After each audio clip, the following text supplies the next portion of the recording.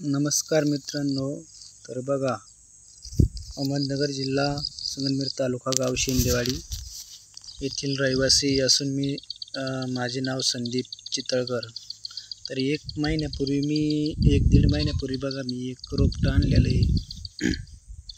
तर याची ओळख मी पाडेमामांकडून ओळख करून घेतलेली या झाडाची। तर हे झाड आहे पांढरीचं, जे रोपटं आहे ते एक 15-20 दिवसापूर्वी याला एक पालवी फुटलेली, बारीक बारीक छोटेसे शेंडा फुटलेला आहे आणि एक फूल आलेले मस्त सफेद। तर बघा मित्रांनो, याची जी पानं इतकी भारी आहे, मस्त पानं आहेत आणि हे तांत्रिक कामासाठी पण चालतं, नकारात्मक शक्ती घालवण्यासाठी किंवा विभक्त शस्त्र प्राणी यांच्यापासून पण संरक्षण होतं। एक छोटंसं झाड आहे, तर ह्या झाडाची लागवड एक अजून थोडंसं मोठं झालं का याची लागवड एक मस्त एका शेताच्या बांधावर किंवा घरासमोर याची लागवड करणार आहे। तर याचं लाकूड पण बघा किती पांढरं आहे, हळूहळू याची वाढ होईल। तर तुम्हाला ह्या लाकडाबद्दल किंवा या झाडाबद्दल अजून काही माहिती असेल तर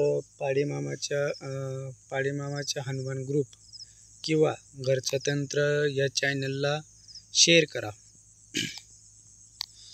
तर याचं असं रोपटं आहे, एक छोटीशी एक बारीक काडी होती आणि असे कलम आहे बघा हे, आणि एक कुंडीत म्हणजे एका बादलीत लावलेलं आहे। तर इकडं आहे हे लिंबुनी आहे, हे पण फुटलेली आहे। तर हे रोपटं असं आहे।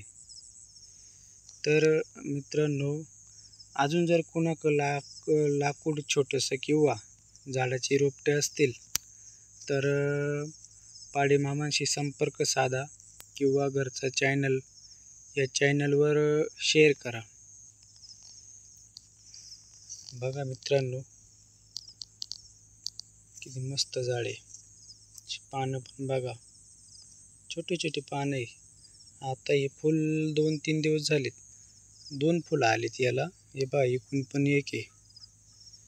हळूहळू तिची वाढ होऊ राहिली, म्हणजे इथलं ह्या भागातलं ॲटमॉस्फिअर त्याला मॅच होऊ राहिलं। तर हे कोकणामध्ये जास्त आढळते, हे झाड कोकणामध्ये जास्त आढळते, याचा प्रभाव तिकडे जास्त वाढवतो।